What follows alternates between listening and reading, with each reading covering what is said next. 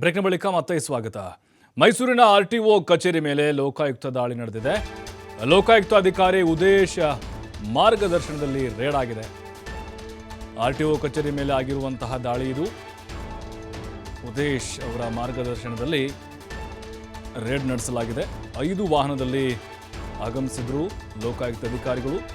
ಸಾರ್ವಜನಿಕರ ದೂರಿನ ಮೇರೆಗೆ ದಾಳಿ ನಡೆಸಿದ್ದಾರೆ ಲೋಕಾಯುಕ್ತ ಅಧಿಕಾರಿಗಳು. ಕಚೇರಿಯಲ್ಲಿ ಅಧಿಕಾರಿಗಳಿಂದ ದಾಖಲೆ ಹಾಗೂ ಹಣ ಪರಿಶೀಲನೆ ನಡೆದಿದೆ. ಯಾಕಂದರೆ ಸಾರ್ವಜನಿಕರಿಂದ ಲೋಕಾಯುಕ್ತದಕ್ಕೆ ಮುಂದೆ ಬಹಳಷ್ಟು ದೂರುಗಳಿವೆ, ಒಂದಾಗಿ 2. ಲೋಕಾಯುಕ್ತ ಸುಮ್ಮನೆ ದಾಳಿ ಮಾಡೋದಿಲ್ಲ, ಖಚಿತ ಮಾಹಿತಿ ಜೊತೆಗೆ ದೂರು ಬಂದಂತಹ ಸಂದರ್ಭದಲ್ಲೇ ಎಲ್ಲ ಕ್ರೋಢೀಕರಣ ಮಾಡಿಕೊಂಡೇ ಅವರು ರೇಡ್ ಮಾಡೋದು.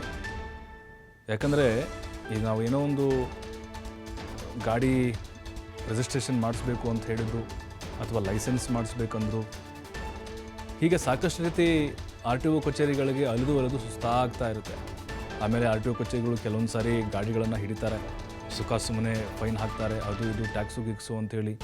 ಈಗ ಸಾಕಷ್ಟು ದೂರುಗಳು ಬಂದಂಥ ಹಿನ್ನೆಲೆಯಲ್ಲಿ ಈ ದಾಳಿ ಆಗಿದೆ.